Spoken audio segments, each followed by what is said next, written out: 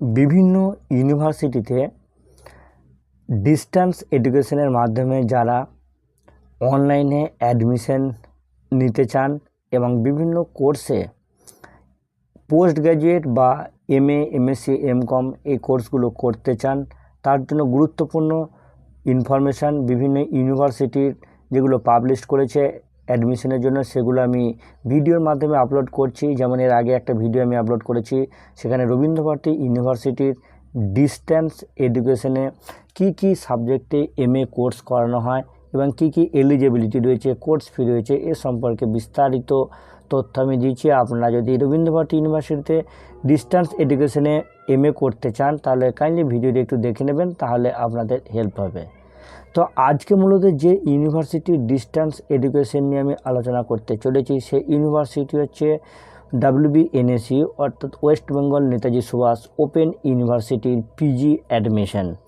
আমাদের এই ওয়েস্ট বেঙ্গলে Netaji Subhash open university academic year 2026-27 session July 2026-এ বিভিন্ন সাবজেক্টে এমএ, এমএসসি এবং এমকম বা পোস্ট গ্র্যাজুয়েশনে কোর্স করার জন্য অ্যাডমিশনের নোটিফিকেশান অলরেডি পাবলিশ করেছে এবং অনলাইন অ্যাডমিশন বা অনলাইন অ্যাপ্লিকেশান ফর অ্যাডমিশন আজ থেকেই শুরু হয়েছে। তবে এই ভিডিওর মধ্যে আমি আলোচনা করব কোন সাবজেক্টে সরাসরি আপনি পিজি অ্যাডমিশন নিতে পারবেন না, এবং এই সাবজেক্টগুলো হচ্ছে MSc in mathematics, MSc in zoology, MSc in geography, MSc in environmental science.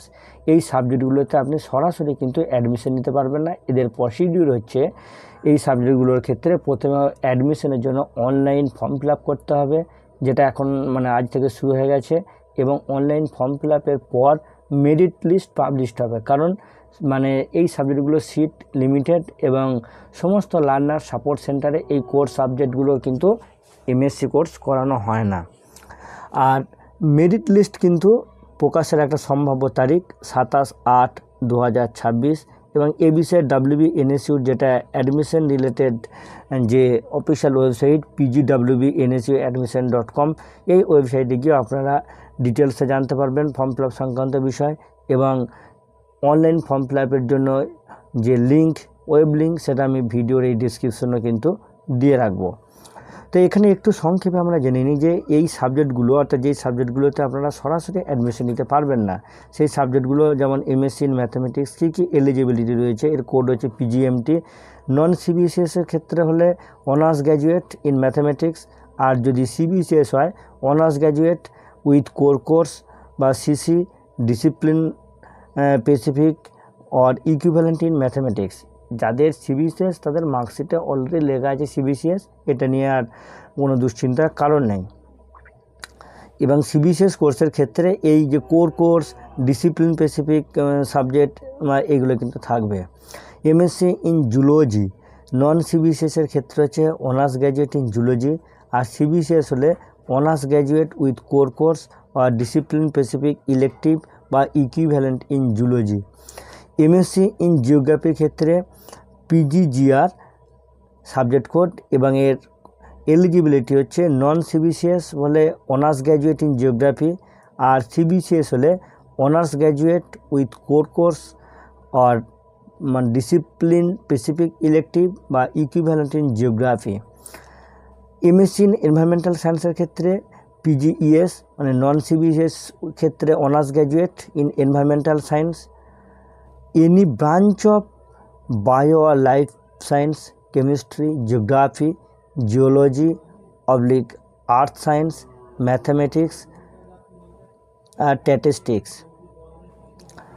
অর্থাৎ এই নন সিবিএসের ক্ষেত্রে এনভায়রনমেন্টাল সায়েন্সের মধ্যে এদের মধ্যে যে কোনো একটা ব্রাঞ্চ থাকতে হবে। সেটা হতে পারে বায়ো বা লাইফ সায়েন্স, কেমিস্ট্রি হতে পারে, জিওগ্রাফি হতে পারে, BSc জিওগ্রাফি হতে পারে, জিওলজি বা আর্থ সায়েন্স হতে পারে, ম্যাথামেটিক্স BSc ম্যাথামেটিক্স হতে পারে, স্ট্যাটিস্টিক্স হতে পারে। সিবিসিএসের ক্ষেত্রে একই নিয়ম যে honours graduate with core course আর ডিসিপ্লিন আর specific elective in equivalent science, আর এনি ব্রাঞ্চ অফ বায়ো বা life science, chemistry, geography geology, earth science, mathematics, BSc, এই সমস্ত সাবজেক্টগুলো। এই সাবজেক্টগুলোর কিন্তু আপনারা প্রথমে আমি বললাম যে সরাসরি অ্যাডমিশন নিতে পারবেন না। এই সাবজেক্টগুলোর অ্যাডমিশন নিতে গেলে আপনাকে প্রথমে অনলাইনে ফর্ম ফিল আপ করতে হবে এবং ফর্ম ফিল আপের পর মেরিট লিস্ট পাবলিশড হবে। মেরিট লিস্ট পাবলিশড হওয়ার পর ইউনিভার্সিটি কি করতে হবে তার একটা যে স্টেপও কিন্তু নোটিশের মধ্যে পাবলিশ করেছে, কাইন্ডলি আপনারা দেখে নেবেন বা এটা নিয়ে আমি পরে একটা ভিডিও বানিয়ে দেবো। তো ফ্রেন্ডস, এই ছিল আজকের আলোচনা। যদি আপনি এই সাবজেক্টগুলোতে অ্যাডমিশন নিতে চান কি করতে হবে সেই বিষয়গুলো আপনাদেরকে আমি বললাম। আর ফর্ম ফিল আপের লিঙ্ক আমার এই ভিডিও ডিসক্রিপশনের মধ্যে আপনি পেয়ে যাবেন। ফর্ম ফিল আপের লাস্ট ডেট